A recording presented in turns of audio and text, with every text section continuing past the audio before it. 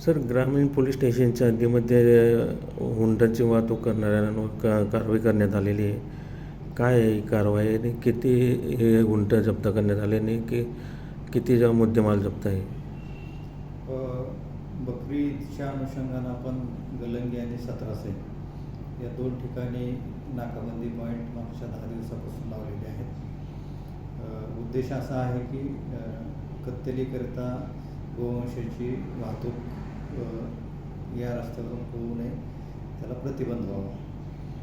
काल नाकाबंदी सुरू असताना गलंगी गावामध्ये साधारण दुपारी 1-1:30च्या सुमारास 2 आयशर टेम्पो शिरपूरकडून चोपड्याकडे येताना आढळले. ताडपदरीनं पॅक होते.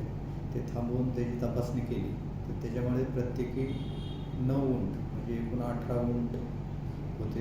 उंटाचे पाय बांधलेले होते, तोंड बांधलेलं होतं आणि त्या छोट्याशा आयशरमध्ये असं कोंबून हे केलेलं होतं. निश्चितच हे जे उंट आहेत हे कत्तलीसाठी कुठंतरी चालले अशी संशय आला.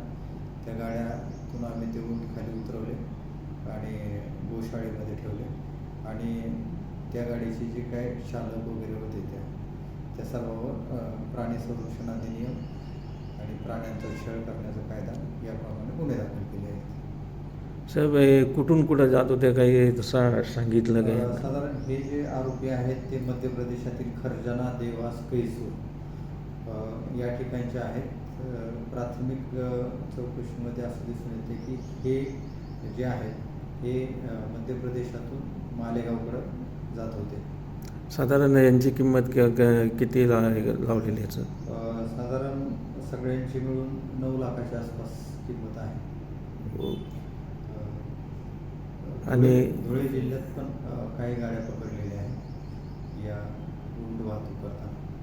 याच्यात ते गाड्यांची किंमत देखील लावण्यात आली कसं? 2 आयशर टेम्पो आहेत. साधारण 10 लाखाचे म्हणजे 20 लाख रुपयाचे 2 आयशर टेम्पो आहेत. अच्छा, एकूण असं 29 लाखाचे मुद्देमाल जप्त केला. हो. ओके.